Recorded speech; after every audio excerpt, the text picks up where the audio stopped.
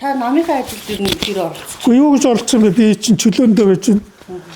Тэгэл одоо сая яг энэ алт уягийн гэхэд энэ бол одоо гэн би ч биш ерөөсө бүх хүн хөдлөх ёстой юм дээр. Арчил таартай бүх хүн энийг эсэргүүцэх ёстой. Эргэлзээгүй. Яг тэр шүүх 2 жилийн өмнө яг тэр бүрэлдэхүүнээрээ цагаатгсан. Одоо хэрэгсэхгүй болгосон. Тийм үү? Гэтэл тэр бүрэлдэхүүн 2 жилийн дараа яг тэр хавц тэргээ уншаад яг тэр шүүхээ яг тэр бүх юм хэвээр байж байгаа шүү дээ. Юу ч өөрчлөгдөв тийм үү? Тэгтэл нөгөөд чинь нөгөө цагаатгсан өөрийнхөө өмнөх шийдвэрийг хүчинг болгочихж байгаа. Өөрөөр хэлбэл дахиад тэргийг сөгчөж байгаа. Тэр 3 шүүгч гурлаа. Тэгээ энэ шиг юм одоо шүүгчийн итгэл үнэмшил гэдэг чинь хуулийн маш хатуу ойлголт байдаг байхгүй юу? Нэг итгэл үнэмшлээрээ гаргасан шийдвэрийг шүүх буцааж болдоггүй. Энэ бол тэгвэл одоо энэ 3 шүүгчийг 3 дангийн шүүх ерөнхий зөвлөлд татах ёстой. Яг л итгэл үнэмшил хувирсан шүүгчийг шүүхийн ажиллагаа хийлгэж болдоггүй. Ерөөсөө шүүхийн үүрэг хууль. Энэ дэлхийн практик олон улсын жишг. Тэгэхээр зэрэг эн чинь өөрсдөө шүүхийн хуулийг зөрчсөн тийм үү? Хууль зөрчсөн, эрүүгийн байдлын шийдвэр хууль зөрчсөн. Тэгэхээр шүүгч хүн ийм байдлыг яагаад хийж байгаа юм? Энэ бол улс төрийн дарамттай бол хийсэн хэрэг. Улс төрийн захиалгатай гэсэн. Гэтэ энэ бол одоо манад дахиад 2 дахь болж шин ч тийм үү? 20 оны яг сонгуулийн үеэр улсын дээд шүүхөр харсаар байтал хууль зөрчиж чад нэгэнд нэр дэвшээд явж ирсэн нэр дэвшигч нарыг шоронд барай хийсэн. Энд чинь сонгуулийн ерөнхий орон зөвшөөрлөөр л явна. Бүр хуулиараа тийм өөр хин ч ийм шийдвэр гаргах хэрэггүй, шүүгч гаргах хэрэггүй сонгуул үед.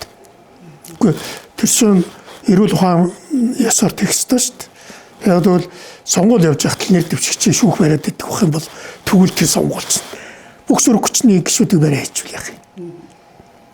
Чи дэлхийн одоо хамгийн тогтсон жишг байхгүй бүр. Тэр үтэл дарангуйлагч оронд ч гэсэн яг сонгуул одоо хэлбэрийн төдийч сонгуул явж ирсэн гэсэн нэр дэвшигчийг барина гэж ойлголт байдаггүй. Тэгэхээр одоо ингээд тэр 20 онд болсон үйл явдлыг бид ингэж шүд зууж одоо энэ шүүхийн хариуцлагын тооцоолаагүйгээс болоод арчсан нам ийм үйл ажиллагаа явуулаагаас болоод одоо зүгээр давраад үндэсний ерөнхийлөгчийн сонгуульд одоо тэр чинь уг нь бол шийдвэр гараагүй, нэр дэвшиж болоогүй. Зүгээр хувь хүний хувьд бол би дэвшин. Манайд одоо хувь хүний хувьд нэр дэвшин гэдэг зөндөө хүн ярьж байгаа шүү дээ. Ган төмөрчл ярьж байгаа. Тийм үү? Гэхдээ зөндөө хүмүүс ярьж байгаа шүү дээ.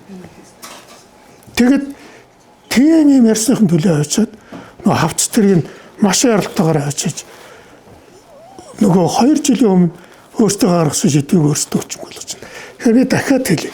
Энэ бол шүүгчийн мэргэжлийн ёс зүйн ноцтой алдаа юм шүү. Итгэл үнэмшлээрээ шийдвэр гаргаагүй гэсэн, гарахгүй байна гэсэн үг.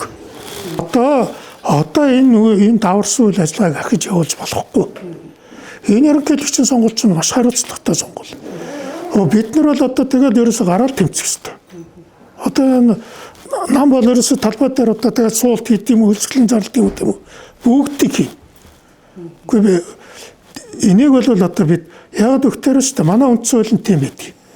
Төр үндсэн хуулиа зөрчих юм бол ард түмэн босох хэрэгтэй шүү. Яг бол энэ чинь нүдэн дээр одоо арчлын тэр шудраг зарчмыг устгаад байна шүү дээ. Бүх юм хуулийн дагуу л шүү дээ. Хуулийн үгсгээр явна шүү дээ. Тийм үү? Тэгэд одоо би бол ийм практик анх удаа гарч ийн энэ шүүхийн практикт. Тэрний үхээр шүүгч 2 өөр итгэл үнэмштэй байж болдгийг харуулчлаа. Шүүхийг бол шившиг болгож байна энэ бол.